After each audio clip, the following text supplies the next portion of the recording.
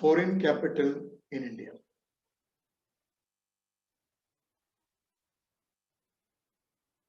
The domestic savings of underdeveloped countries are found inadequate to meet the financial requirements of their economic development.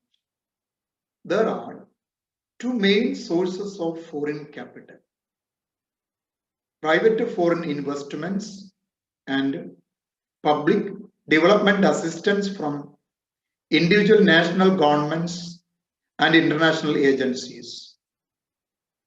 Private foreign investments can be both direct and indirect. Foreign direct investments are made mainly by multinational corporations, otherwise known as transnational corporations. Indirect investments, better known as portfolio investment, consists mainly of the holding of transferable securities, shares, debentures, etc. by the nationals of some other countries. The shareholders are entitled to the dividends only. For India സംബന്ധിച്ച് വിദേശ മൂലധനം അതിന്റെ role എന്താണ്? ഇപ്പോൾ അവികസിത രാജ്യങ്ങളെ സംബന്ധിച്ച് അവരുടെ ആഭ്യന്തര സമ്പാദ്യം കൊണ്ട് അവരുടെ ഫിനാൻഷ്യൽ റിക്വയർമെന്റ്സ് പൂർണ്ണമായി നിർവഹിക്കാൻ സാധിക്കില്ല. കാരണം സാമ്പത്തിക വികസനം ഉണ്ടാകണമെങ്കിൽ അതിനാവശ്യമായ പണം വേണം, അതിനാവശ്യമായിട്ടുള്ള പണം ഉണ്ടാവുകയില്ല. അതുകൊണ്ട് തന്നെ രണ്ട് പ്രധാനപ്പെട്ട സോഴ്സാണ് ഫോറിൻ ക്യാപിറ്റൽ ലഭിക്കാൻ, വിദേശ മൂലധനം ലഭിക്കാനുള്ള രണ്ട് പ്രധാനപ്പെട്ട സോഴ്സാണുള്ളത്. ഒന്ന് പ്രൈവറ്റ് ഫോറിൻ ഇൻവെസ്റ്റ്മെന്റും മറ്റൊന്ന് പബ്ലിക് ഡെവലപ്മെന്റ് അസിസ്റ്റൻസ് ആണ്. എവിടേക്കാണ്? വ്യക്തി രാജ്യങ്ങളിൽ നിന്നോ അല്ലെങ്കിൽ അന്തർദേശീയ ധനകാര്യ ഏജൻസികളിൽ നിന്നും ഒക്കെ.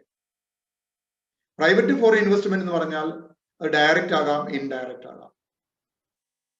ഡയറക്റ്റ് ഇൻവെസ്റ്റ്മെന്റ്സ് എന്ന് പറഞ്ഞാൽ മൾട്ടിനാഷണൽ കമ്പനീസ് അല്ലെങ്കിൽ ട്രാൻസ്നാഷണൽ കമ്പനീസ് നേരിട്ട് നടത്തുന്ന നിക്ഷേപമാണ്.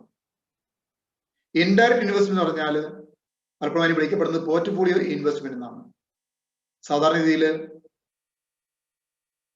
ട്രാൻസ്ഫറൽ സെക്യൂരിറ്റീസ് അല്ലെങ്കിൽ ഷെയർ, ഡിബഞ്ചർ മുതലായവ കമ്പനികളുടെ ഷെയറുകളും ഡിബഞ്ചറുകളും ഒക്കെ കൈവശം വെക്കുക ആരാണ്?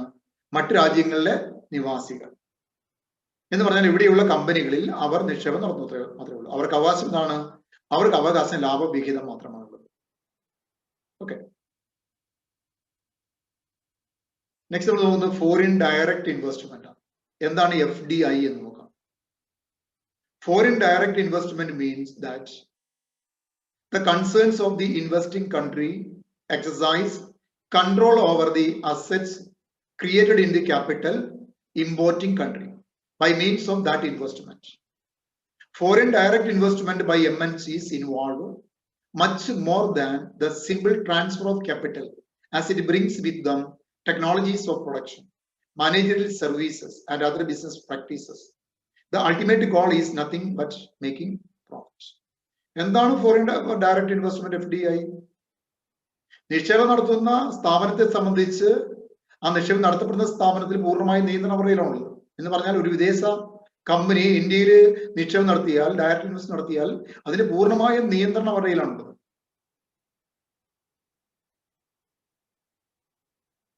അപ്പൊ കേവലം എന്താണ് ഇവിടെ FDI എന്ന് പറയുമ്പോൾ വിദേശ കമ്പനികൾ ഇവിടെ കൊണ്ട് നിക്ഷേപം നടത്തുന്നത് മാത്രമല്ല, അതിനോടൊപ്പം തന്നെ വിദേശ മൂലധനം വരുന്നതോടൊപ്പം തന്നെ വിദേശ സാങ്കേതിക വിദ്യകൾ ഇവിടെ വരാം, അവരുടെ മാനേജർ സർവീസുകൾ വരാം, അവരുടെ ബിസിനസ് പ്രാക്ടീസസ് ഒക്കെ ഉണ്ടാകാം.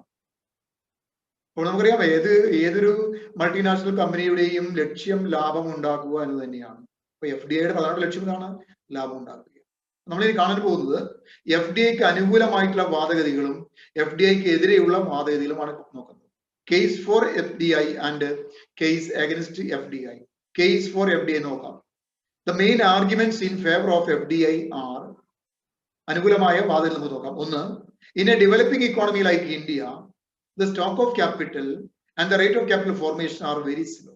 So they have to import foreign capital to supplement domestic resources. ഇപ്പൊ ഇന്ത്യ പോലെയുള്ള ഒരു വികസിച്ചുകൊണ്ടിരിക്കുന്ന രാജ്യത്തെ സംബന്ധിച്ച് പറയുമ്പോൾ നമ്മുടെ ഇവിടെ സ്റ്റോക്ക് ഓഫ് ക്യാപിറ്റൽ കുറവാണ്, ക്യാപിറ്റൽ ഫോർമേഷനും കുറവാണ്. അതുകൊണ്ട് തന്നെ എന്താണ് നമുക്ക് വിദേശ നിക്ഷേപ ക്യാപിറ്റൽ മൂലധനത്തെ ആശ്രയിച്ചുകൊണ്ടേ നിലനിൽക്കാൻ പറ്റുകയുള്ളൂ. മറ്റൊന്ന്, the inflow of capital through FDI does not exercise any pressure on the balance of payments of the importing country since it has no repatriation commitments. രണ്ടാമത്തെ അനുകൂലമായ വാദഗതി ഇതാണ്. FDIയിലൂടെ വരുന്ന വിദേശ നിക്ഷേപം അല്ലെങ്കിൽ ആ മൂലധനം നമ്മൾ തിരിച്ചു കൊടുക്കേണ്ട ബാധ്യത നമുക്കില്ല. എന്ന് പറഞ്ഞാൽ നമ്മുടെ ബാലൻസ് ഓഫ് പേയ്മെന്റ്സ് അത് യാതൊരുവിധ ബാധ്യതയും ഉണ്ടാക്കുന്നില്ല. കാരണം അതാണ് നിക്ഷേപിക്കുന്ന കമ്പനിയാണ് അവർ കൊണ്ടുവരുന്നത്, നമുക്ക് ബാധ്യത നിയമപരമായി നമുക്ക് ബാധ്യതയില്ല. മൂന്നാമത്തെ argument, foreign capital brings with it the latest technology and the most modern managerial practices.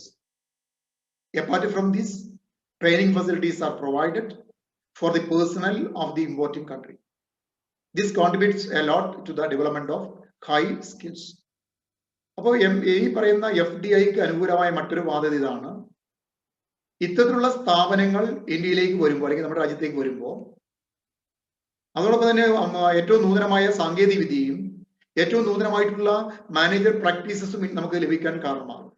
അത് മാത്രമല്ല, ഇവിടെയുള്ള അവരുടെ കമ്പനിയിൽ വരുന്ന ലേബറിനെ സംബന്ധിച്ച് ആവശ്യമായ ട്രെയിനിങ് അവർ കൊടുക്കുകയും അത് നമ്മുടെ രാജ്യത്തെ തൊഴിലാളികളുടെ നൈപുണ്യം വർദ്ധിക്കാൻ കാരണമാവുകയും ചെയ്യും.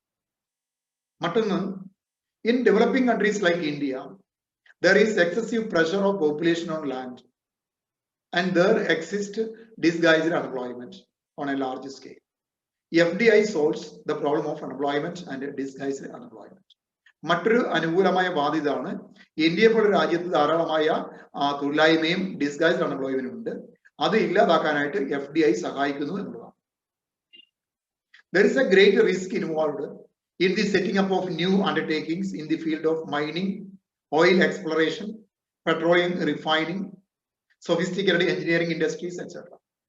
FDI comes with the required skill to take the risk. When such ventures are successful, the home entrepreneurs feel inspired to come forward. മറ്റൊരു ആർഗ്യുമെന്റ് എന്താണ്, നമ്മുടെ വലിയ ചെലവുള്ള റിസ്ക് ഉള്ള ഇപ്പൊ മൈനിങ് പോലെയുള്ള, ഓയിൽ എക്സ്പ്ലോറേഷൻ പോലെയുള്ള, പെട്രോളിയം റിഫൈനിങ് പോലെയുള്ള അല്ലെങ്കിൽ സൊഫിസ്റ്റിക്കേറ്റഡ് എഞ്ചിനീയറിംഗ് പോലെയുള്ള വ്യവസായ മേഖലയിലേക്ക് നിക്ഷേപം നടത്താനായിട്ട് ഒരുപാട് റിസ്ക് ഉണ്ട്. അപ്പൊ FDI വരുന്നതിലൂടെ ഇത്ര റിസ്ക് അവർ ഏറ്റെടുത്തോളും, നമുക്ക് പ്രശ്നമില്ല. അപ്പൊ ഇങ്ങനെയുള്ള സംരംഭങ്ങൾ വിജയിച്ച് കാണുമ്പോൾ നമ്മുടെ നാട്ടിലുള്ള സംരംഭങ്ങളെ സംബന്ധിച്ച് അവർക്കൊരു കോൺഫിഡൻസ് ഉണ്ടാവുകയും അവർ മുന്നോട്ട് വരാൻ തയ്യാറാവുകയും ചെയ്യും. അപ്പൊ അങ്ങനെയാണെങ്കിൽ രാജ്യത്ത് അങ്ങനെ ഒരു വികസനത്തിനൊരു കാലഘട്ടം ഉണ്ടാക്കിയെടുക്കാൻ നമുക്ക് സാധിക്കും. മറ്റൊന്ന്, FDI brings with it the traditions of keeping high standards in respect of quality of goods, salary and wages to employees, business practices, etc.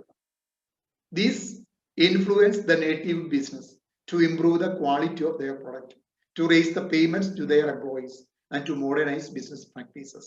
Thus, FDI translates the industrial culture of advanced countries. ഇവിടെ എന്താണ് മറ്റൊരു argument പറഞ്ഞാൽ, വിദേശ നിക്ഷേപം വരുന്നതോടൊപ്പം തന്നെ അവിടുത്തെ ഒരു traditions ഉണ്ട്, ഒരു അഡ്വാൻസ്ഡ് കൺട്രി ട്രഡീഷൻ ഉണ്ട്. ആ ട്രഡീഷൻ നമ്മുടെ രാജ്യത്തേക്ക് നമുക്ക് കൊണ്ടുവരാൻ സാധിക്കുന്നതാണ്. അപ്പോൾ ഉയർന്ന ക്വാളിറ്റിയുടെ ഉൽപ്പന്നങ്ങൾ, ഉയർന്ന കൂലി തൊഴിലാളികൾക്ക്, ഉയർന്ന നിലവാരത്തിലുള്ള ബിസിനസ് പ്രാക്ടീസസ്, ഇതൊക്കെ നമ്മൾ അവരോടൊപ്പം തന്നെ ഇങ്ങോട്ടേക്ക് വരുമ്പോൾ നമ്മുടെ കൾച്ചറിൽ തന്നെ മാറ്റം ഉണ്ടാവുകയും നമ്മുടെ ഇവിടെയുള്ള ബിസിനസ്സുകാരെ സംബന്ധിച്ച് അവരും അവരുടെ ഉൽപ്പന്നത്തിന്റെ ക്വാളിറ്റി കൂട്ടേണ്ടി വരും. അപ്പൊ അങ്ങനെയുള്ള ചില ഗുണങ്ങൾ, അപ്പൊ ഒരു ഇൻഡസ്ട്രിയൽ അഡ്വാൻസ്ഡ് കൺട്രിയുടെ ഒരു ഇൻഡസ്ട്രിയൽ കൾച്ചർ നമുക്ക് ട്രാൻസ്പ്ലാന്റ് ചെയ്യാനായിട്ട് FDIയിലൂടെ സാധിക്കും. ഇതൊക്കെയാണ് FDIയുമായി ബന്ധപ്പെട്ട അനുകൂലമായ വാദഗതികൾ. നമ്മൾ കാണുക കേസ് അഗൈൻസ്റ്റ് FDI ആണ്, അതിനെതിരായിട്ടുള്ള വാദഗതികൾ, അതിന്റെ ദോഷങ്ങൾ എന്തെല്ലാമാണ്, ഡിസ്അഡ്വാൻറ്റേജസ്. ഒന്നാമത്തത്, the greatest disadvantage of foreign capital is on the political side. Foreign investors try to influence the political parties and institutions by illegal gratification and make them an instrument in their hands to further their interests. ഒരു പ്രധാനപ്പെട്ട argument ഇതാണ്.